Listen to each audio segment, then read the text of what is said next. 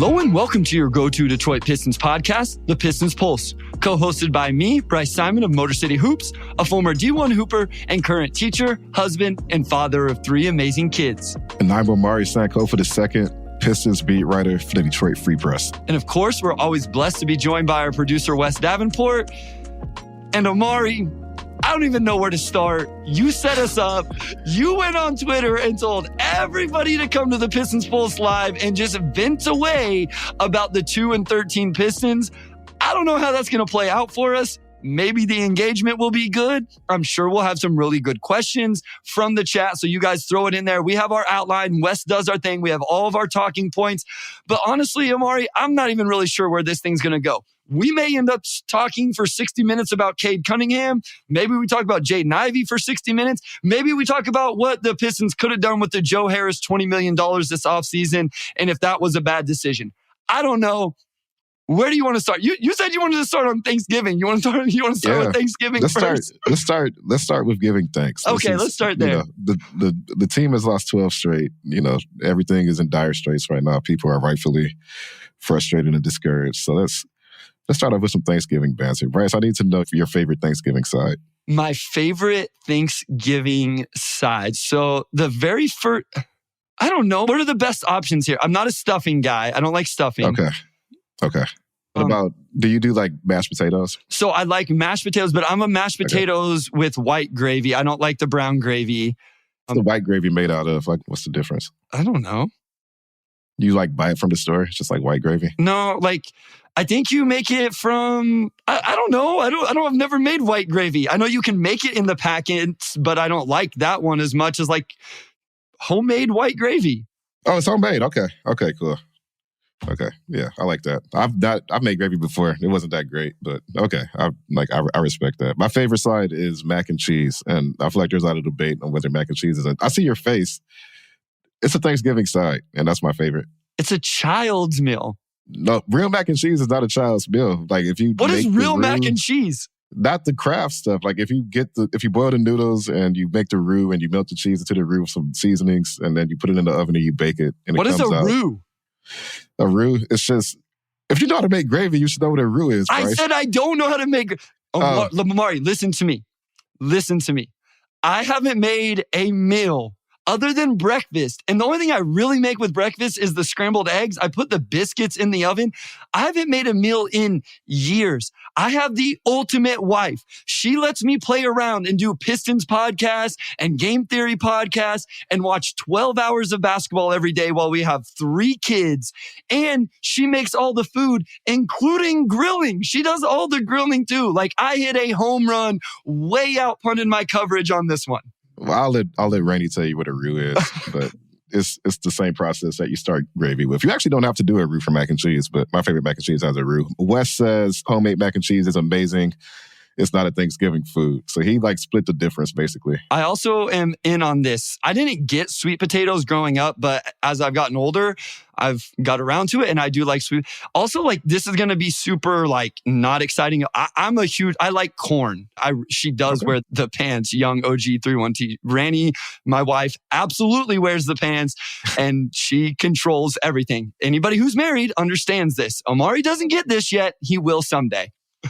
Maybe. I don't know. We'll see. Okay. All right. People have a lot of questions for us. So let's just dive into... Let me recap. Let me recap. Okay. Since our last recording, this team has now lost 12 straight games. They're 2-13. 120-126 loss to the Hawks. 100-108 loss to the Cavs. The 113-142 loss to the Raptors. And then last night, we're recording this on Tuesday, the 103-107 loss to the Nuggets. Where do you want to start, Omari? Where are we going with this? We got Cade first on the outline. We can go there. Or do you want to start with some overall thoughts on just this losing streak and some of that stuff? Let's just start off with a broad question. Okay. See where it goes and just go right into the meat of it or the depths of it, I would say. Are the Pistons just going to be a bad team all season? Is there any way out you see from them not being the worst team in the NBA for the second year in a row? I mean, of course, they've been without some guys. Duran's only played half the season. Boyan, who's going to come back soon, maybe by the next pod, hasn't played at all. Isaiah Livers just came back. They've been banged up. But even if they come back, do you see a path for this team to get, I don't know what the right track is, but just get to the point where people can walk away from this feeling like this was a step forward? The people in the chat are cracking me up. Jeremy Goldberg said, how is this Dwayne Casey's fault? Like, as a joke, he's like, how can we blame this on Dwayne Casey? Right. All right. I know people don't want to hear the injury excuse, and it's not. But here, okay, let me just say this. We can't say that Jalen Duren is as good as we say he is on Twitter all the time. We talk about how good Jalen Duren is, and then at the same time, not acknowledge that he's not playing right now, and there's an impact to that. We also can't say the Houston Rockets are better because they have these veterans that do these things for them. And they're right. Like, it looked like Houston did the right thing. I get it. Maybe we were wrong about that. A lot of people were wrong about that. And I'm not comparing the two veterans that are out to those veterans, but you can't say that veterans matter and then not also accept that Bojan Bogdanovic, who had a career year last year, and Monte Morris, who we've said is one of the best backup point guards in the NBA, have not played a game. So I just want to say that we at least have to acknowledge that injuries have played a factor in that. That's all I want to say. Like, I just want to get that out of the way, that they can be really bad, Omari. The offseason could have been wrong, Omari. This organization could be in trouble. But that doesn't mean we can't say injuries have also hurt some of this as well.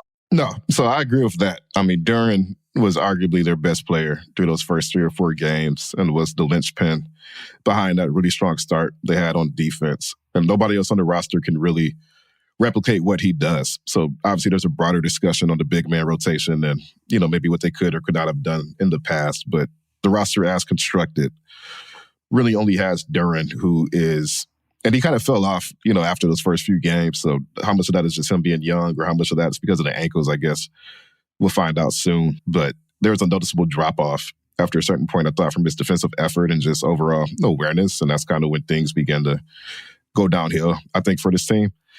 So, yeah, Duren being out is a big deal. Bojan, I know he's 34. He's coming off of a career-best season, 22 points, very efficient.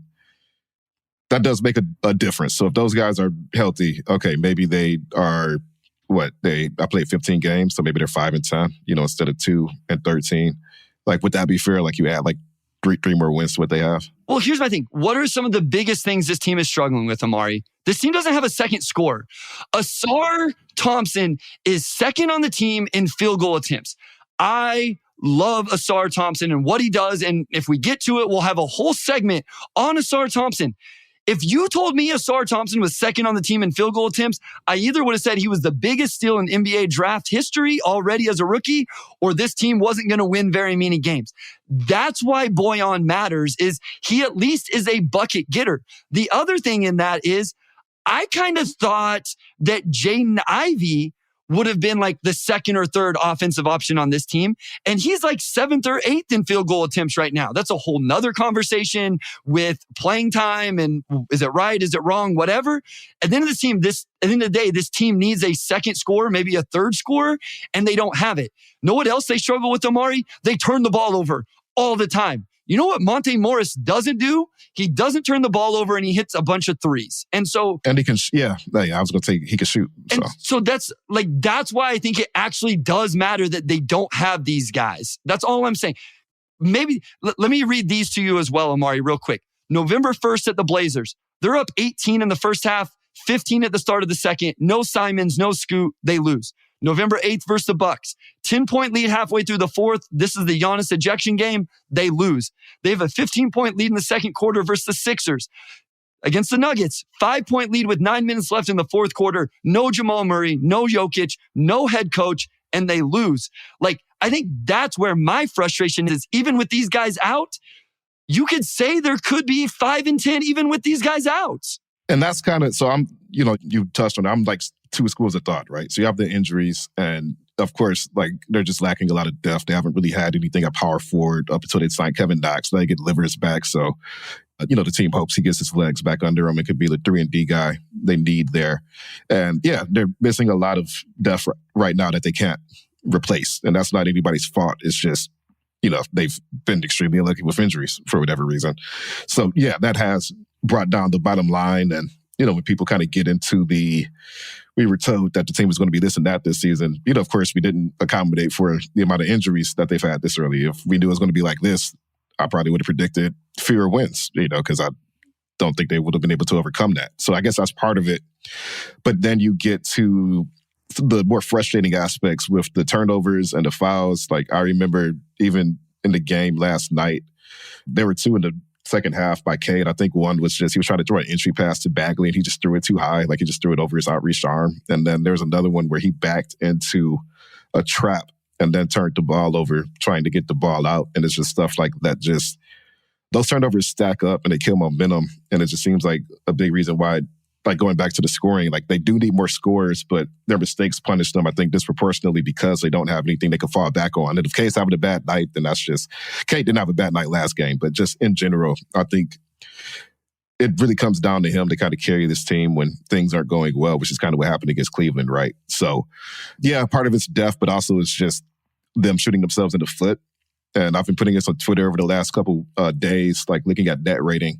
And the Pistons, again, like, even though advanced stats paint them as a team that's not good, they're not like the league worst team. Like, the Spurs have been blown out by 35 plus points like 3 times already, I'm pretty sure. And their net rating is a minus 13.6. Like, that's by far the worst. The Pistons have declined a little bit. They're like minus 6.1 now. And that's because of the Toronto game, which was really the only game they got just completely outclassed. And they've been in every game this season, right?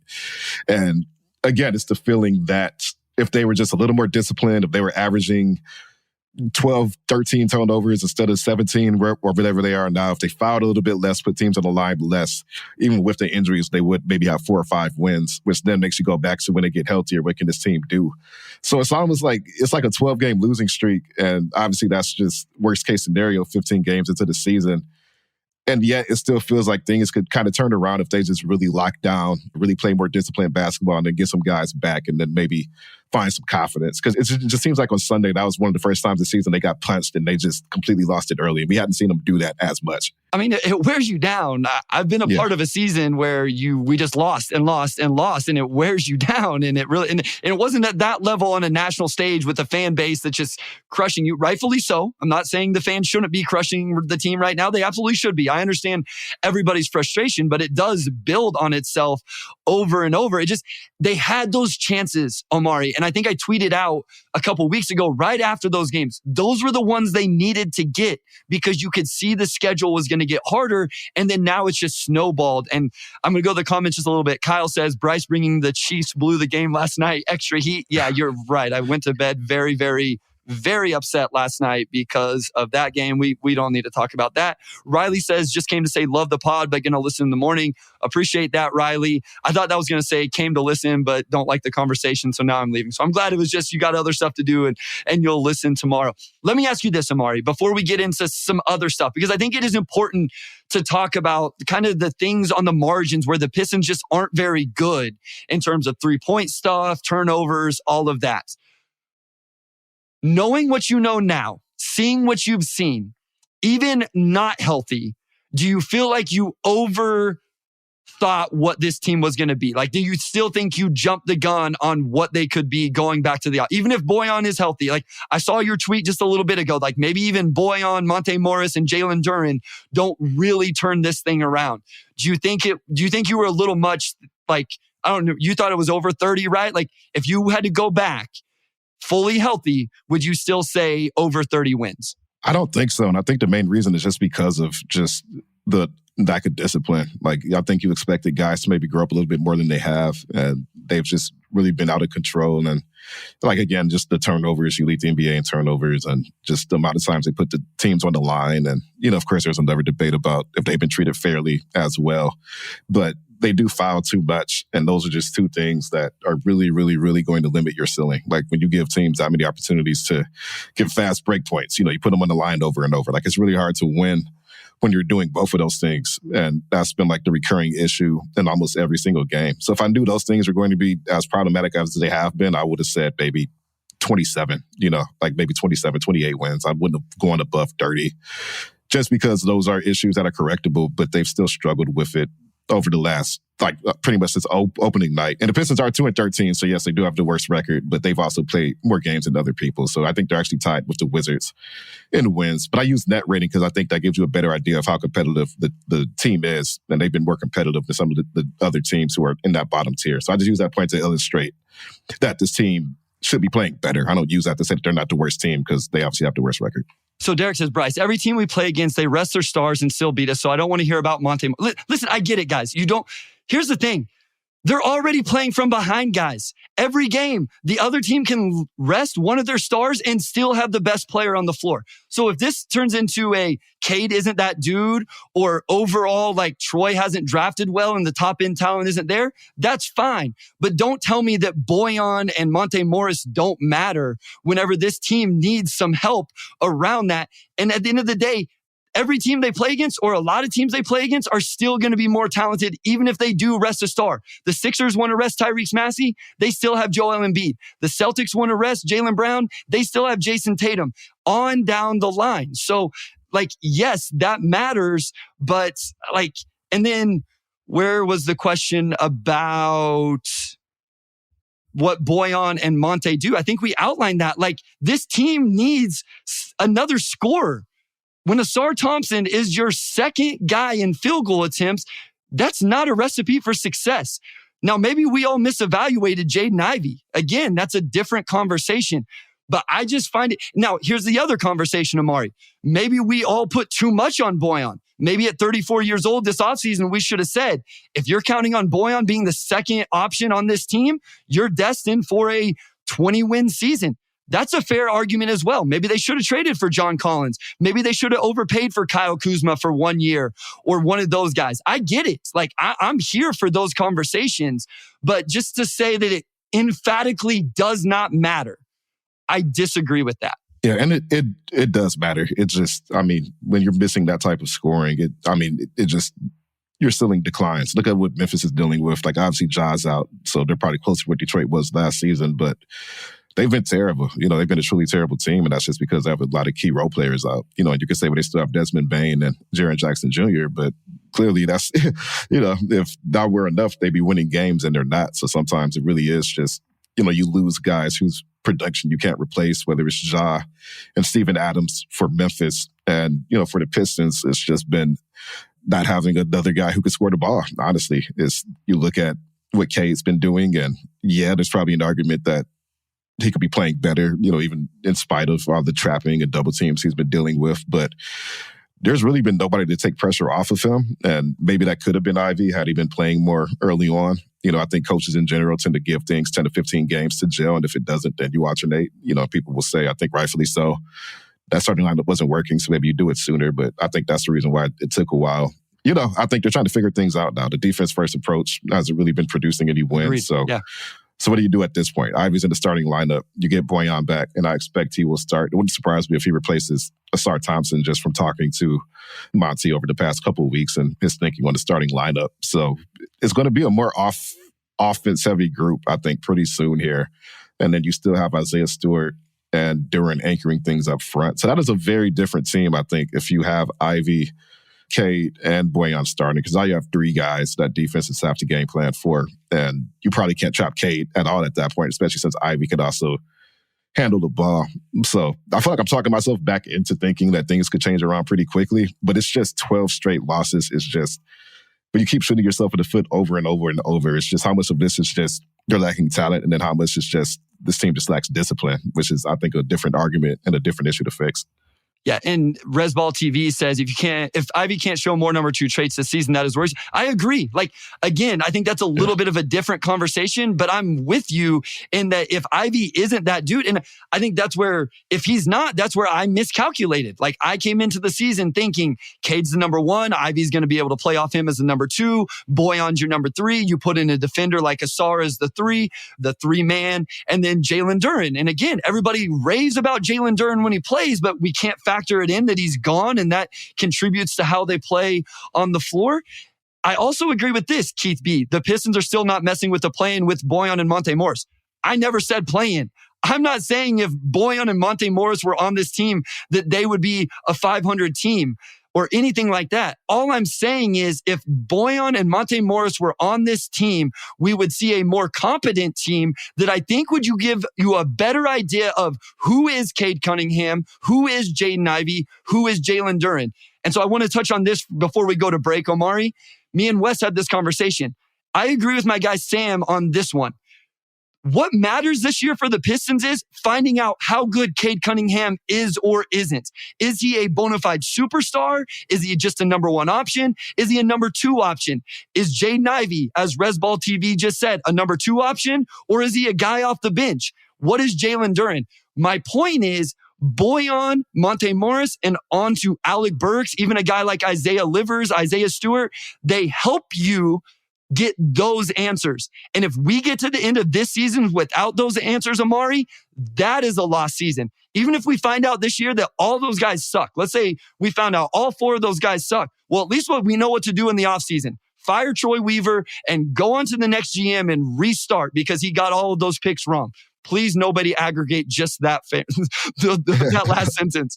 But they've got to figure that out. They need to know what those guys are, and whatever happens between now and the end of the season to get there, that's all I care about. No, 100%. And yes, we've never said playing on here. So, if they're a 32-win team in like perfect circumstances and they've dealt with what they've dealt with, then yeah, they're probably at 25 wins similar to last year. And they're going to get healthier. So they're somewhere in between what I expected coming in and where they are now. It's just like 12 wins. Like, this is just not a team that should be losing 12 straight, even with the injuries that they've had. So that's what makes you reconsider. But we do have to get to break. And when we come back, we will dive into some of the individual performances on this team, starting off with Cade Cunningham.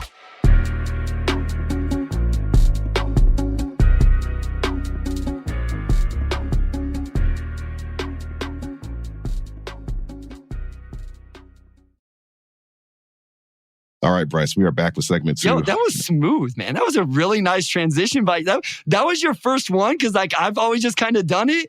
And now I'm like, forget that. I'm just going to let Omari do it from now on. That was nice. There we go. All right, thank you. I appreciate that. I felt good about it. I wasn't going to call attention to myself, but I did feel good about it. I thought that was pretty smooth. Let's talk about Cade Cunningham. There's been some good, there's been some bad. We touched on the turnovers earlier. I'm not going to ask you to grade Cade so far, but just where are you at on his performance overall? And is there anything that kind of worries you so far? Yeah, of course there's worries. Like I am judging Cade Cunningham at the highest standard possible because he was the number one pick. I've gone on, and listen, I'll take my L if I need to take my L whenever the time comes. I've said he's the face of the franchise. He could be the best player, not necessarily the leading scorer, Omari. I've said he could be the best player on like a deep playoff run, but some of the scoring around the rim concerns me a little bit. Obviously, the decision-making worries me a little bit, but we just talked for a long time about putting the right stuff around him, and I hope that is what we're going to see soon. Again, last time, and then I'll shut up about it. That's why I want to see Bojan in the lineup. It doesn't look like we're going to see Monte, but maybe it's Marcus Sasser. Maybe I still think it's Jaden Ivey, but even if it's Marcus Sasser, I had a phone conversation with someone just an hour ago, completely random in the NBA basketball world that's not a Pistons fan, that said, when they're going to start starting Marcus Sasser? Everybody's saying the same thing. Give him some spacing and let's find out if he can really rock, especially on the offensive end. We'll talk defense as well, but that's where I'm at right now with Cade. Yeah, man, I actually thought the Ivy Sasser K lineup played pretty well in the second quarter last night, and they kind of went away from it, but we can get back to that later. Bryce, what do you make of the turnovers? Because, K's being trapped, he's playing in crowds, but then there's also just been some that are just like come on.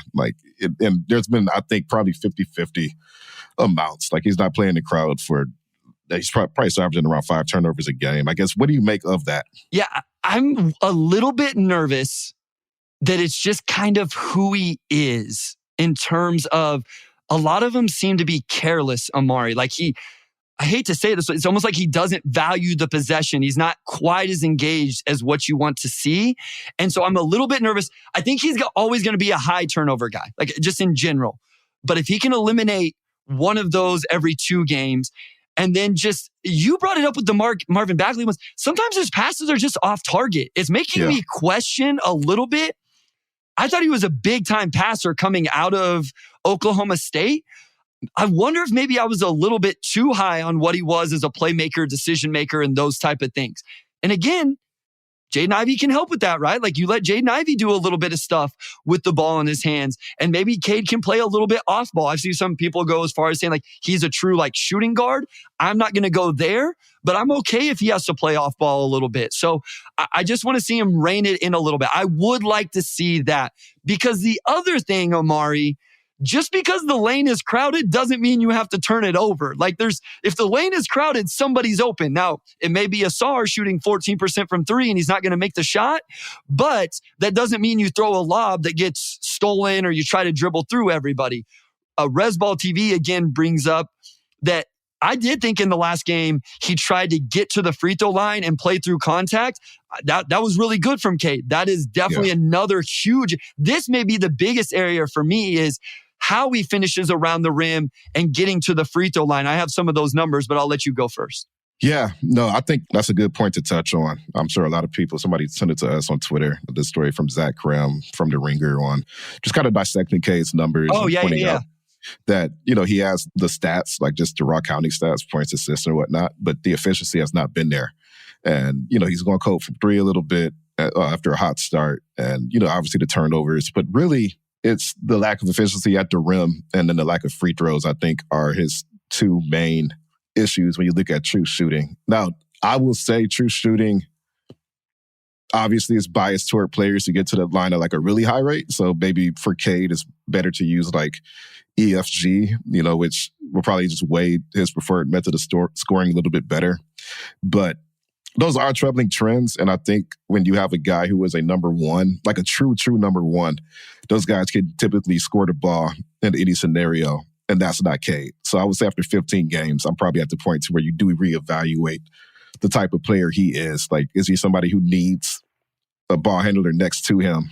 And he has like a hybrid role, basically. So he's more of a playmaking wing than just like the go-to point guard. Because he can still really pass the ball. He's had some beautiful passes this year. It's just some of the turnovers are just like, that's not a good turnover. He's had a few every night that are just unnecessary. And you combine that with his good catch and shoot numbers from three. And yeah, it does lead you to, and I guess we're talking about Sasser a little bit now, like who is that backcourt mate next to him? If it's not going to be Monte, if it's not going to be Killian or Ivy and Sasser, the guys that you want to maximize next to Cade because they just can space the floor and obviously pass the ball as well. And I want to say, like, this is what you just outlined is a little bit of what I thought Cade was coming out of college. I didn't think he was going to be, the comp was always Luka, right? But I didn't foresee, and maybe it was just I didn't want him to be that heliocentric where he just dominated the ball all the time. And he doesn't really have the body to do that. Luka just has this body that he, and contact balance and all of that. I wanted him to be more of an all-around impactful player. And so my argument has always been, it's okay if you put some more offense on the floor with Cade to lighten his load there, because then what you do is you ask Cade to do more on the defensive end.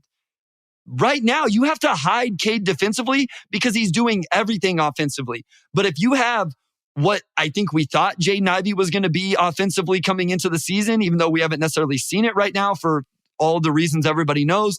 If it's Sasser, if you have Boyan on the floor with him, Duren doing his thing, now Cade can take more of a load defensively because he's not doing everything offensively like we see right now. That's actually the role I want to see from him, is a guy that, gets buckets, creates, but he also rebounds the crap out of the ball. He also defends. He makes winning plays in winning time. That's what I foresee for Cade Cunningham, not this just top 15 in the league usage percentage that's taking, all of these shots. But again, who else are those shots going to right now? I don't think I have an answer for that if it's not Jaden Ivey.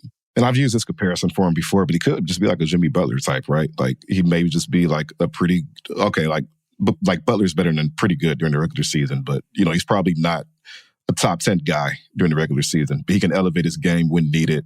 And he's a guy that, maybe doesn't profile as like a Kevin Durant type scorer, but can still get to his spots and score the ball pretty well. Like obviously that's predicated on like a lot of his strength. Good passer, maybe not like quite lead point guard, but he's still getting like 5-6 assists a game, not too many turnovers. And he's always, at least since he's kind of achieved stardom, he's always played on pretty good teams. He's always played with bigs who could pass pretty well, whether he was playing with, pretty sure he overlapped with Joakim Noah still in Chicago, and then he's played with Bam in Miami.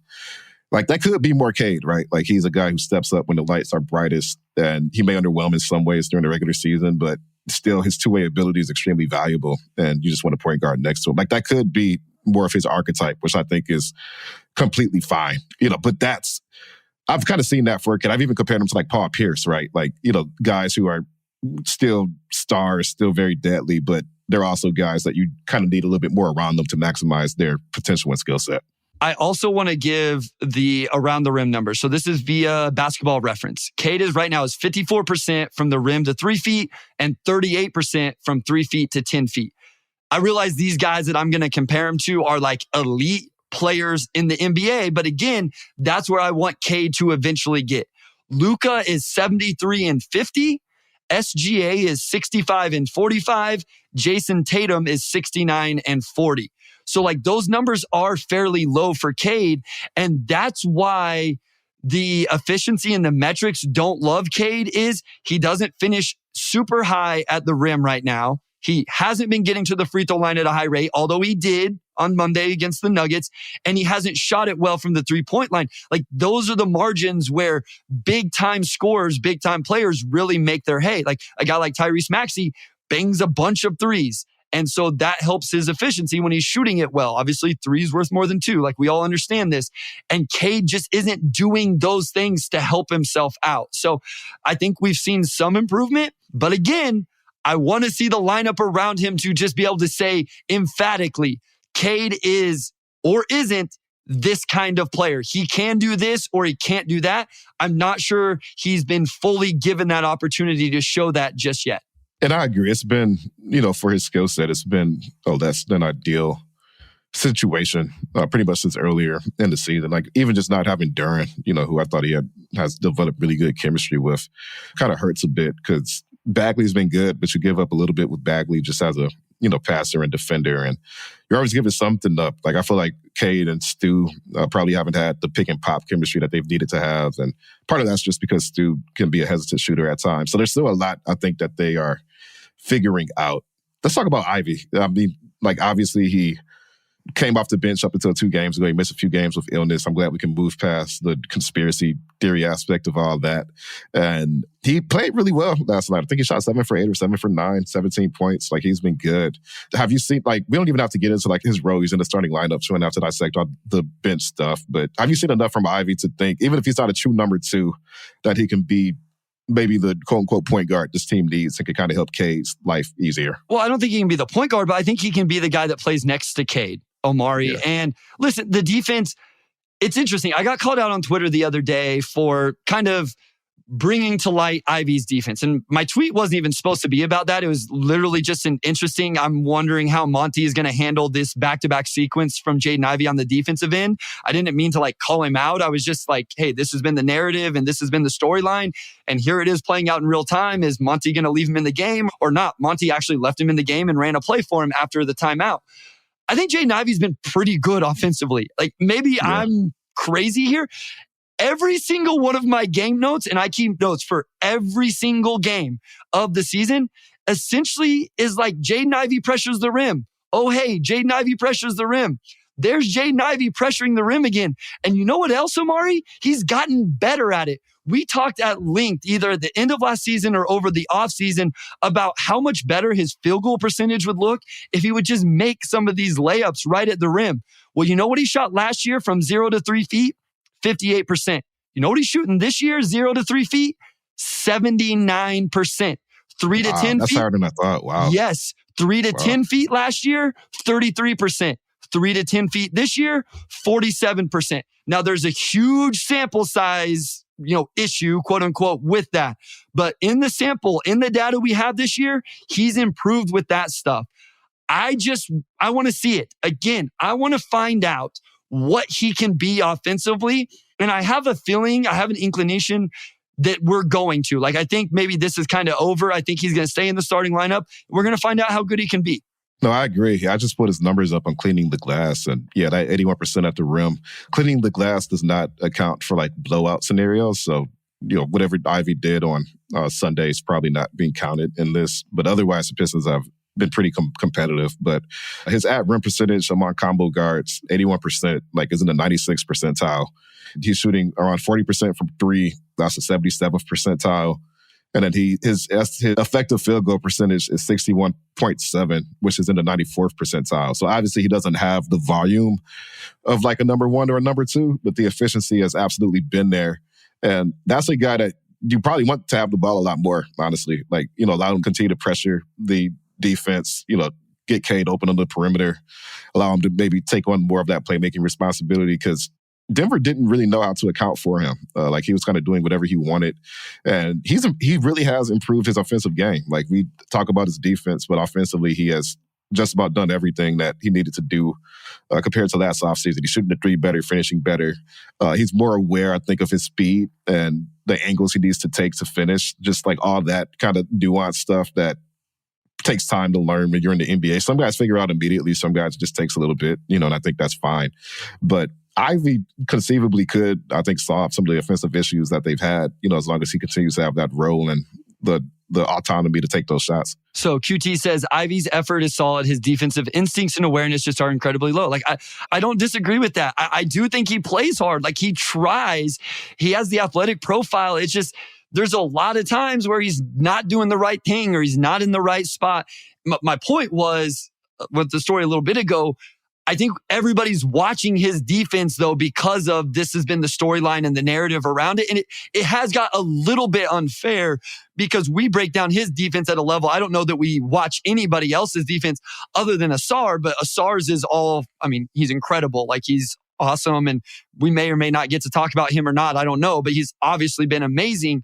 But I think because of the narrative and the storylines, we focus a lot on Ivy's defense. That doesn't mean it's any better than what anybody's saying, but it may get highlighted a little bit more than what it should or whatever. He's got to get better on that end. It has to improve, but I do think the effort is there. It's just interesting. When is it going to click? How is it going to click?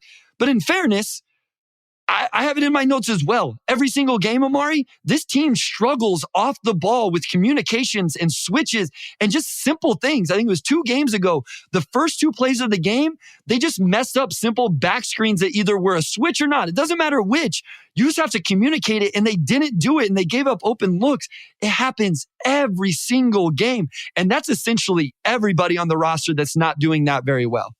And the thing about that, and we can talk about Isaiah Livers a little bit, maybe that'll carry us into segment 3. But I actually wrote about it today. Like, Monty really likes Isaiah Livers. He talks about just how intelligent he is. Like, just, it's been pretty constant from day one that he really appreciates Isaiah's approach to the game. And when he rode him down the stretch last night, of course, you're getting his legs back under him. And, there were some plays he probably missed last night that he would make in ordinary circumstances. But he's a guy that talks. He's a guy that talks, organizes guys. Like, on defense, he does that.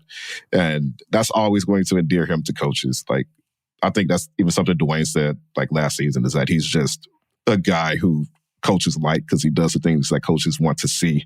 And that's going to keep him in the rotation, just talking, giving guys heads up. He said even on the bench, like, he would sometimes just call out actions from the bench, that he would see.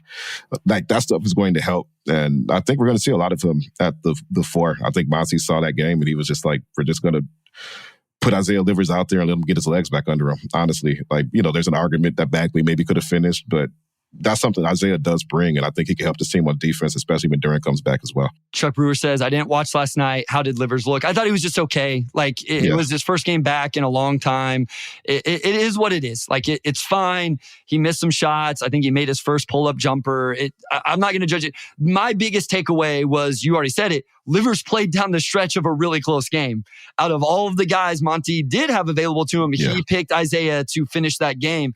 And I think that that's telling, that his first game back. And it just tells you, right or wrong, and we can maybe get into this here after the break, in terms of what this organization values and the roster construction and the offseason and all of that stuff.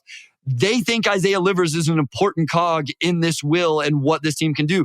He's a guy that theoretically is a 3-and-D wing/forward that is a good team defender, all the things you just outlined. And again, hopefully spaces the floor and knocks down shots. And that's something that they could really use and would be really important. It seems like something they were counting on based on his first game back and the minutes he got. And when he got those minutes, is they were counting on him playing real minutes. Whether you want to agree with it or not, we can have that conversation, but it sounds like the organization was counting on him being a rotational player.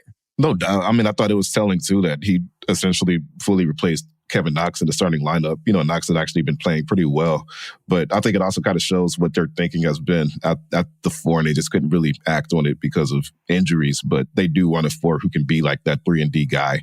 And I'm just curious what the rotation would look like if Isaiah was in it pretty much from day one. But, you know, with guys coming back, you know, Darren might be back for the end of the week, Bogey potentially next week. I think that it'll almost be like watching the first week again, where you actually see the guys that you want to watch and see how they fit into the grand scheme of things. So we'll go ahead and end this segment and then go into segment 3 and keep this going.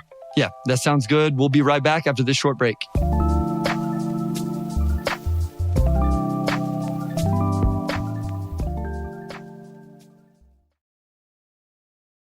All right, we are back with segment 3. Let's go ahead and get into Asar because he has been really good. Like, I know last week when a lot of national outlets, whether it's The Ringer or ESPN, CBS, somebody else, are doing the rookie rankings. I think NBA.com, like he was like third in all of them pretty much. Like the top two, of course, were Wembanyama and Chet Holmgren. Yep. Wemby's been good. You know, I would argue that there's probably a debate that Asar's been better than Wemby in some ways so far, but that's a different debate. But he just does at least one thing every single night that's like, I really don't see guys do that. Like last night, it was like that two-handed block where he basically almost got it like on the way down almost. Like he just hovered in the air so long. Where are you at on Asar? Like I know he's exceeded pretty much everybody's expectations, but just what stuck out to you the most, Bryce? Yeah, I mean, it's obviously the defense and the rebounding. It's been insane. The rebounding numbers are crazy because it's not even for rookies. He's 19th in rebound percentage in the NBA. That's the league. All of the other guys are legit centers. Like all of the other guys on that list are 5 men that are just notable guys that hang around the basket. Asar is crazy what he's doing on the boards, what he does defensively. You're right. His hand placement is crazy when he's going for steals and blocks. I had that transition play pegged down in my notes as well because he was actually trying to take somebody else away as they are cutting in the middle of the lane. And then the pass went to Michael Porter Jr. and he was able to turn, recover, play with verticality. He didn't go for the block, Omari. He was just playing with verticality and then saw the opportunity to then, two-hand block it. So he's been awesome. I only worry about him in terms of, does the rookie wall hit eventually? He's taking such a load. And listen, I was at the forefront of saying, throw it all at him. Make him guard the other team's best player night in and night out. And so I'm not saying this was the wrong approach. I'm just a little bit interested to see how long can he hang on? And is he able to go 82 games? Like that would be insane to me if he is able to do 82 games of this type of energy because he's been so good. So that's one of the effects of the Boyan injury is that, it sounds like Asar essentially replaced Boyan in the starting lineup. When we were in Chicago, somebody asked Monty, I think somebody from Chicago's side, what has he done to kind of earn the starting job? And Monty corrected and said, technically, he hasn't. We decided to put him in the starting lineup because Bogey was out, and it was like, let's just see how he meshes with this group. So I'm curious to see if he keeps that starting job once Bogey comes back. But I think along with that, he's had a lot more responsibility on offense than probably expected. He's definitely taken more threes than I thought he would take through 15 games, and he hasn't been hitting them really at all. Like he's actually airballed quite a few, but offensively, he's probably been put in positions that don't quite serve him just because they've needed somebody to kind of step up in that starting lineup, like especially when you're playing him and Kill together, and neither of those guys shoot the ball really well. Kill's better than Asar, to be fair. But again, like they're packing the paint. Asar's going to be open. He's going to take threes, and more often than not, that's not necessarily the shot you want the possession to end with. So offensively, he's had to do more than I think he probably has needed to. But defensively, it's been a showcase for just how ahead he is already. And that's, I think, the upside to the Bogey injury and everything else that's come with this. I'm curious to see how he looks in a bench role when they can use him as more of a specialist, maybe pair him with players who can take on more of the scoring load. Like maybe you pair him with Bogey, depending on how the rotation goes, or pair him with Ivy, and you don't put him in positions where he's taking 10-plus shots a night. He's still going to get you cuts. He's still going to get, stuff in transition and whatnot. Like he's still going to be a contributor, but I just feel like he's had to maybe take on more offense than he's probably needed to this early just because of those injuries. Yeah, I would agree. Like the offense, we knew it was going to be a struggle. We knew the 3-point shot wasn't going to be there. I thought it would be better than what it is right now. I don't think he's made one in like 7 games. He's only made 4 or 5 all year. It's okay. Like that was the long-term play anyway. I think if I was a little bit disappointed with anything actually offensively, it's kind of the turnovers and how loose he is with the handle and some of the decision making. I actually thought that stuff would be a little bit better. And he's turned it over a little bit more than what I would like. He's actually 20th in the NBA in turnover ratio. And I was kind of surprised by that stat, but it just, he is a little bit loose with it, especially recently. So I think it's a role, like you said, we've outlined it multiple times in multiple different ways. He shouldn't be leading second on this team in field goal attempts after Cade Cunningham. He just absolutely shouldn't. And whenever other guys get back, and maybe he won't, he should be a dunker spot guy, a transition guy, an offensive rebound, short roll finish, cut, all of those things. That's what he can do right now. He's not ready for this role that he's kind of being forced into. The offensive game wasn't there.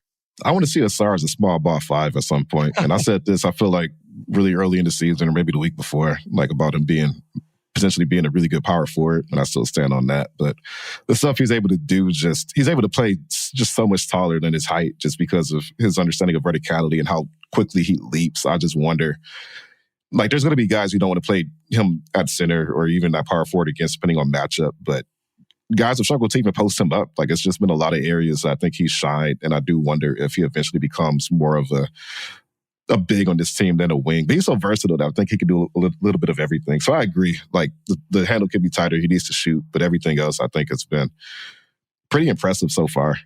All right. Yeah, I've been super impressed by him. So Jeremy Goldberg says, my man Duncan Smith says we're just an awfully constructed team and says the blame falls on Troy. How do you guys feel about that?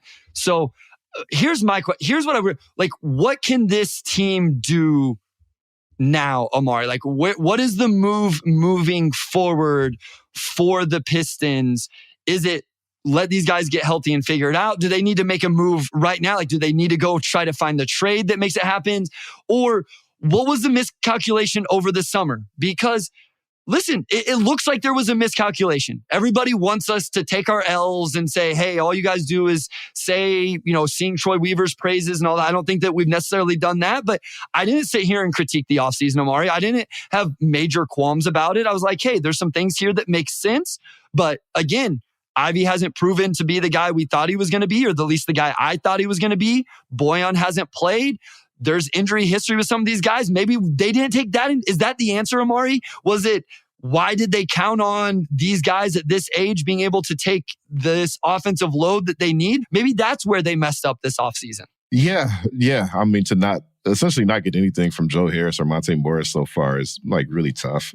Joe, of course, has like the highest 3-point percentage ever. He's like up there, but the threes haven't really been falling and he hasn't really moved that well on defense. So that's tough. And, maybe you hope that he can round into shape as the season goes on and eventually find some of that. But so far he hasn't been that, he's been hurt. And even when he was healthy, he wasn't like a top rotation guy. Right. And then Monte hasn't played. So yeah, that $30 million in salary that you essentially roll forward, and maybe that gives you some flexibility at the trade deadline where you can swing a trade for somebody who can help immediately, and you essentially do your offseason shopping a bit early because you have cap space on top of that. So a team that's looking to get under the cap because they're not going to do anything in the playoffs, like there are some teams that could potentially unload a good player to Detroit just to accomplish that. Kind of like how Atlanta sent John Collins to Utah, and Utah didn't have to give up a whole lot to get a really good player. Like we do see trades like that aren't just entirely asset-based. Although the Pistons are down a first-round pick, but cap space is an asset and expiring contracts are assets. So it just takes the right team lining up. I would not make a hasty trade. I would let the team get healthy. I would let things settle down a little bit, and I would see where we are like January 20th, like a month before the deadline. Like, is there enough here to where we can feel good enough about potentially extending Cade this summer? And we know with confidence that Cade is either a 1 or a 2. And if we pair him with another really good player, we could truly do something next season. Like that's the most, you said it earlier, Bryce, but that's the most important thing for this season. And, I know it is, probably frustrating to hear, well, they have to do something like they're bad, but I've never really been in that boat, just, doing, like, if it doesn't make sense financially, like some of the players they would have to pay this summer, like they would have to pay that money to Cameron Johnson to get them. And even then it may not have been enough. It's just, does that really make that big of a difference in the grand scheme? And I don't think it does. So I would remain patient. I would give this thing a little bit more time to gel, allow Bogey to come back, allow Duren to come back, see if they can figure out some of these turnover and foul issues. And then at the trade deadline, the world could be your oyster. Like, you have all these expiring contracts. Like, you have all these, I think you have a lot of avenues you could go if you really do want to make a mid-season swing and maybe accelerate this thing a bit. So even on the heels of a 12-game losing streak, I'm still like, just ride this thing out. Don't sacrifice those assets before you have to, because once you cash them in, like, that's pretty much it. Chuck, I agree with you. It is too soon to make any assessment on Ivy. I think he's fine also. I have all of my Jaden Ivey stock, and if anybody wants to sell theirs, I would be more than happy to take it.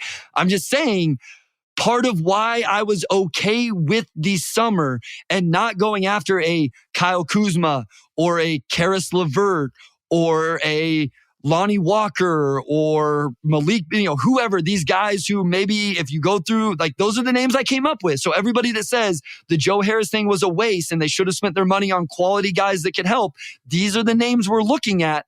Part of the reason why I was okay not doing that is I thought Jaden Ivey was going to come in, start day one next to Cade Cunningham, show a little bit of improvement, and be an 18-point-a-game guy. I don't know. Wes, could you maybe look up and see what our preseason predictions were on Jaden Ivey's stat line? I think that's in one of the documents. Thanks. So, let me go through this list, Omar, because I'm with you. Like, it had to be a guy to really make a difference. I don't think they necessarily just needed any. Well, let me ask you this. I think the biggest issue with this team is not having a second primary scorer or third, whatever you want to call it. Would you agree or do you disagree? Like, do you feel like that's probably the main thing? Like, they don't have a second guy to really get a bucket? Yeah, no, absolutely. Like, Bogey is like the exact type of scorer this team needs. Just like a high volume 3-point shooter, like a guy who could really heat up. They haven't had that. Like, you look at just how good Alec Burks was that first week, right? And I think that kind of fell by the wayside as well. But just having a guy who's a constant threat to just unleash from three, like, really does change things for teams pretty rapidly. And the Pistons haven't had that. Okay, so let me go through the list of guys because I'm cool. Like, I understand people saying the Joe Harris thing was a waste of money. I get it. Very fair. Fine. But then it's got to be, if you don't do that, what do you do with it? So let me ask you this, Omari. Kyle Kuzma. Do you think Kyle Kuzma makes a difference on this team? Because theoretically, he got 22.5 average annual value. Maybe you overpay him, shorten it down, but maybe you can convince him to come to Detroit if you just do the crazy, like what Bruce Brown did with Indiana, where you do the 1 plus a club option, all of that stuff. Because these are the guys we're talking about. Like, I already see it in the comments. People are saying no, but this is what we're talking about with the cap space, Omari. So Kyle Kuzma, would you have paid him $25 million for a single year to come and just be that guy? I probably would have thought about it, but I also look at like the Wizards now, and their season's played out exactly how I expected, honestly. But Jordan Poole being a guy that has proven he can score the ball pretty efficiently, man, I get a lot else. And then you pair Kuzma with him, just hasn't produced wins at all. Like, that's like my last resort, I guess. Like, I think Kuzma's a very solid all-around player. I don't know if he's the type of difference maker that's like, if he was like your offseason splash, you're like adding like however so many wins to the final record. Patrick, listen, I appreciate you so much, but like I wanted Javon Carter too. I did. Yeah. We talked about it. I guess what I'm thinking though is I don't know that Javon Carter actually changes anything where this team is at right now. He doesn't necessarily solve the issues. And if you think it is Javon Carter, then why aren't we saying Monte Morris would have done that? Like, that's what I don't necessarily understand. We projected Jaden Ivey at 17.5 points per game in our projected stat lines whenever we do that at the beginning of the year. So let me keep going down the list here, Omari. What about Karis LeVert? He's a guy that re-signed $16 million. Like, I don't know how you get him to leave Cleveland, but again, maybe you just crazy overpay him, give him a bunch of money. But to me, now you're just playing him over Jaden Ivey, and now the fan base is super upset. Karis LeVert, would that have made sense? I mean, Karis is fine. He's a fine basketball player. Again, he's not the type of scorer that's really going to take that type of pressure off of Cade. He's more of just, to me, he's like a really good like backup guy. And they didn't need to pay too much money for that. So, like I know people bring up the Marvin Bagley deal, like being not great, but there's a huge difference between $13 billion and like whatever else. Like, that's not Like that, even if that wasn't overpaying, I think Bagley's been pretty good. That's not enough to even really register in the grand scheme. So once you get to like the 2025s, I think you really want a guy that you know is going to come in and be a difference maker. And I think you have to include the defensive end as well, which I thought this class was also lacking in. Oh, and Patrick says, Monte, not at the level of Javon, and he's been hurt. Agreed. And so that's what I want to say. Again, if it's the injuries thing where you guys just say, like, Troy didn't evaluate this team with potential injuries, cool. I understand that. Like, that's fine. That's got to be a part of being a general manager. And I agree as well. I actually think Marvin Bagley's been halfway decent this year. Let me give you the one that's most interesting to me, Omari. What about Max Strus? What about going after him this past offseason?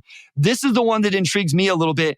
And again, I think you just have to way overpay. He got $15 million for Cleveland to go play for a team that's competing. So you're going to have to overpay for him. He's a guy that's only averaged 10 or 11 field goal attempts in his career. So you're going to ask him to take a bigger role, but maybe you promise a bigger role, more money, and you get him to come in and just be that guy so that Cade and Ivy and everybody else can settle in roles that makes more sense. Does somebody is that what Troy Weaver should have done? Yeah, so if you're going after Max Strus, you probably don't trade for Monte Morris, huh? So that's the other part is if you give these guys more than 20, Monte Morris isn't on the roster, or you had to decline the team option for Alec Burks, and Alec Burks isn't on the option. So that's the thing is there's a trade-off with overpaying these guys, quote unquote.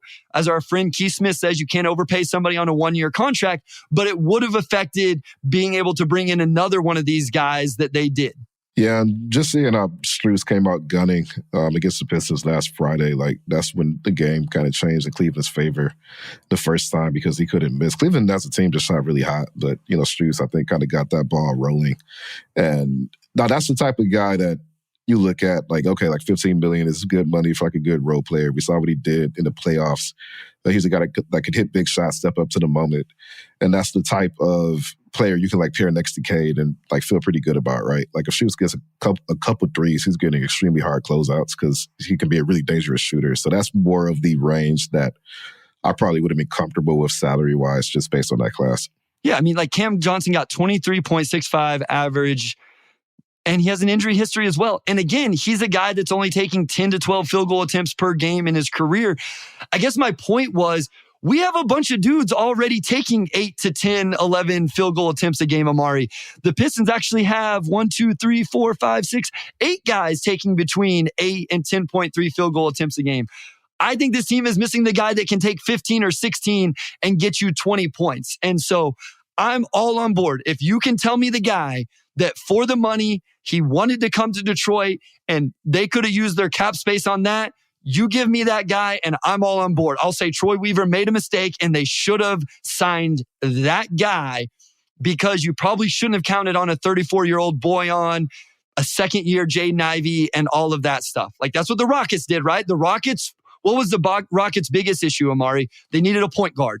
So they went and paid a crazy amount for Fred VanVleet, and so far it's worked.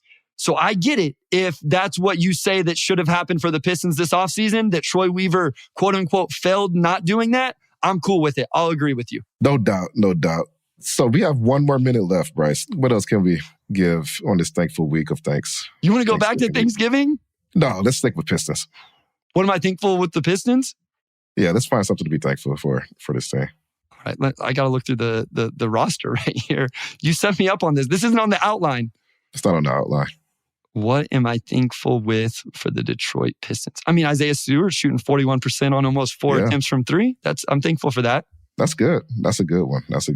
I will go just people being engaged. Sure. This is the 3rd time this year that they've lost at least 11 straight, which is really unfortunate and insane. But this time last year, was around the time Cade was out and people just immediately checked out. And now people are like the viewers tonight were just higher than that.